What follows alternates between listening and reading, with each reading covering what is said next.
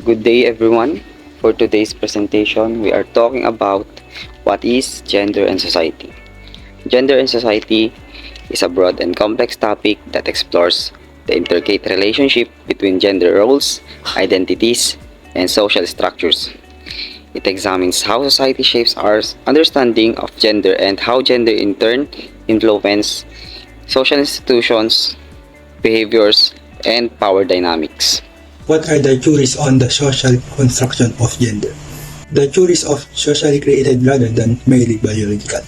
This indicates that our perception of masculinity and femininity are influenced by history, culture, and society, rather than just a biological. Pink for girls and blue for boys are examples of how we accord gender roles through encounter and symbol. According to theories like symbolic interactionism, Winline gender schema theory describe how humans structure our knowledge of gender. Social learning theory places more emphasis on observation and reinforcement. Feminism viewpoint criticals analyze the way in which social structure uphold gender inequality. How culture, society, and history shape gender roles.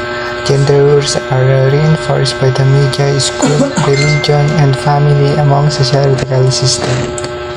The fact that there are significant cultural and historical differences in what is deemed masculine or feminine illustrate how gender is fluid. From instance, gender norms were drastically alternated by the woman suffrage movement. Last but not the least, gender identity is a continuum.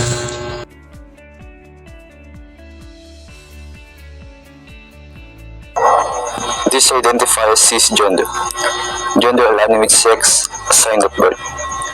Many others identify as transgender, non-binary, genderqueer, or other identities that defy the male-female binary.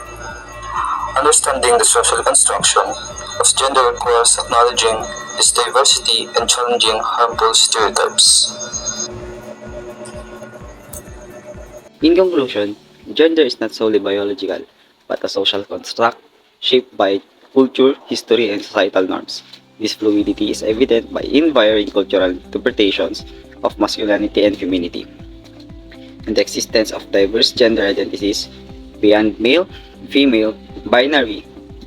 Understanding these social constructs necessitates challenging harmful stereotypes and acknowledging the significant role of societal interpretations, institutions in perpetuating gender rules and inequalities.